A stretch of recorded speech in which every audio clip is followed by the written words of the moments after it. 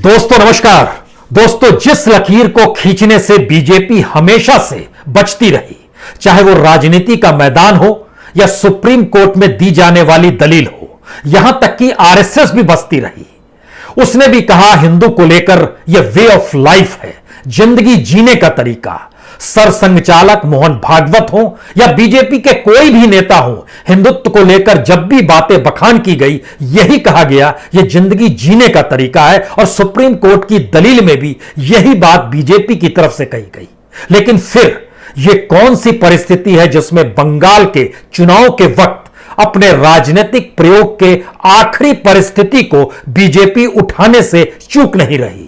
और देश के प्रधानमंत्री मोदी ये कहने से दबी जुबान में सही, दाएं बाएं की परिस्थितियों को देखते परखते हुए सही, मुस्लिम तुष्टीकरण का जिक्र कर हिंदुओं को एक साथ अगर लाने का जिक्र और उनकी गोलबंदी का जिक्र अगर बीजेपी करने लगे, तो फिर एक तरफ मुसलमान खड़ा है, दूसरी तरफ हिंदू खड़ा है और राजनीति का अखाड़ा सबके लिए खुला है। और बाकी तमाम पार्टियां मुस्लिम तुष्टीकरण के लिए जीती है और हिंदू पार्टी सिर्फ बीजेपी है। खुले मंच से खुले तौर पर देश के सर्वोच्च पद पर बैठे हुआ शख्स अगर इस बात का जिक्र दबी जुबान में ही कर गया, तो यह एक संकेत है कि आखिर पश्चिम बंगाल का चुनाव बीजेपी के लिए क्यों महत्वपूर्ण है, जबकि 5 राज्यों में चुनाव हो रहे हैं। और हम भी लगातार पश्चिम बंगाल के बारे में ही जिक्र क्यों करना चाहते हैं? क्या यह वाकई एक ऐसी लड़ाई की स्थिति पैदा इस देश के भीतर में हो चली है जिसमें धर्म के आधार पर लोगों को बांटा जा सकता है, या फिर राजनीति के मैदान में one party one political leader ही बचेगा? इस स्थिति को पैदा करने के लिए पश्चिम बंगाल एक आखिरी किला है। क्या उसमें सेंध इसी रूप में लगाया जा सकता है? दरअसल इस राजनीतिक प्रयोग के पीछे जब आज प्रधानमंत्री मोदी ने इस बात का जिक्र किया कि अगर वो कह देते हैं कि अगर हिंदू वोट एक साथ गोलबंद हो जाए उनके पक्ष में, तो फिर इलेक्शन कमीशन तो उन्हें नोटिस दे देगा। इलेक्शन कमीशन का जिक्र भी आज करने की जरूरत है, इसलिए क्योंकि यह सवाल बार बार उठते रहे कि 8 चरणों में पश्चिम बंगाल के चुनाव की जरूरत क्या है। दरअसल यह शुरू में किसी को समझ में नहीं आया होगा, लेकिन आज यानी 6 अप्रैल को जब 4 राज्यों के चुनाव पूरी तरीके से संपन्न हो गए, यानी असम में बात शुरुआत हुई थी, 3 चरणों में वहां के चुनाव भी संपन्न हो गए। इन 3 फेज के बाद तमिलनाडु, केरल और पुडुचेरी की 30 सीट, केरल की 140 सीट और तमिलनाडु की 234 सीट, यहां पर भी आज एक ही चरण में सारे वोटिंग खत्म हो गए। अब सिर्फ पश्चिम बंगाल बचा है, यानी आने वाले वक्त में, इस पूरे महीने के वक्त में 5 चरणों की जो वोटिंग होगी वह सिर्फ पश्चिम बंगाल में होगी।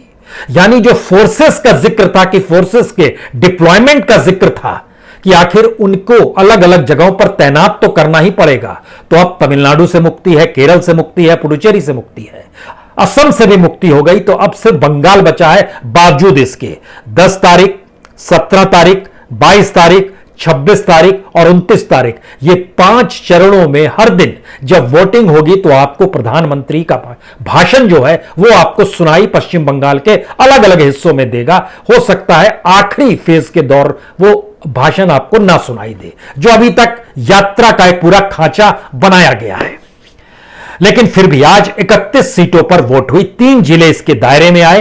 इन 3 जिलों को लेकर एक लिहाज से कह सकते हैं कि टीएमसी का वर्चस्व अगर चुनाव के आंकड़ों के मद्देनजर, चाहे वो 2016 का चुनाव हो विधानसभा का या 2019 का चुनाव हो, इन 31 सीटों पर वर्चस्व जो था अपने तौर पर टीएमसी का रहा है। आंकड़ों के लिहाज से बात करें तो बंगाल की 31 सीट में से 2016 में 29 सीट टीएमसी ने जीती थी, 2 सीट लेफ्ट कांग्रेस गठबंधन ने जीती थी और बीजेपी के पास एक भी सीट नहीं आई थी। महज 7% वोट इन 31 सीटों पर आए थे। लेफ्ट के पास 2 सीट आई थी, टीएमसी के पास 29 सीट आई थी, लेकिन 50% वोट जो था वो टीएमसी के हक में गया था। लेकिन 2019 तक आते आते एक स्थिति बीजेपी के हक में शुरुआत होती है, जहां पर बीजेपी सेंध लगाती है। यह पहली सेंध लगी थी किसी एक जिले में। एक लिहाज से कहें, हुगली एक ऐसा जिला था जहां पर सीधे सीधे बीजेपी ने सेंध लगाई थी। और उस सेंध का मतलब यह था कि आज भी जब वोटिंग हो रही थी तो यह मानकर चलिए कि हुगली की 8 सीटों में से 4 सीट तो बीजेपी पक्का जीत रही है।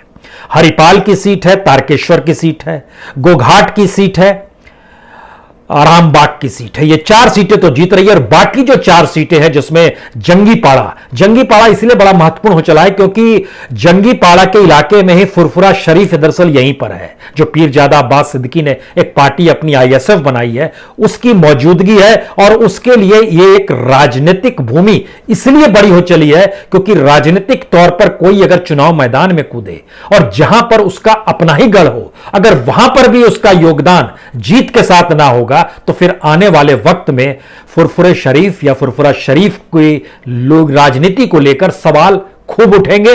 और यह भी सवाल उठेगा कि इसके ठीक समानांतर जब बीजेपी ने हिंदुत्व कार्ड खेलना शुरू किया, हिंदू शब्द का जिक्र किया, हिंदू धर्म का जिक्र किया, हिंदू वोटरों के गोलबंदी का जिक्र किया, तो उस धारा में फुरफुरा शरीफ भी बह गया क्योंकि वहां पर भी एक तरफ टीएमसी थी, दूसरी तरफ संयुक्त गठबंधन जिसमें कांग्रेस, लेफ्ट और जो आईएसएफ पार्टी बनाई गई है फुरफुरा शरीफ की तरफ, उसमें थी। सनराइज समाचार को सब्सक्राइब करें और बेल आइकन को ऑल पे सेट करें ताकि आप हमारी आने वाली वीडियो का नोटिफिकेशन सबसे पहले पा सकें।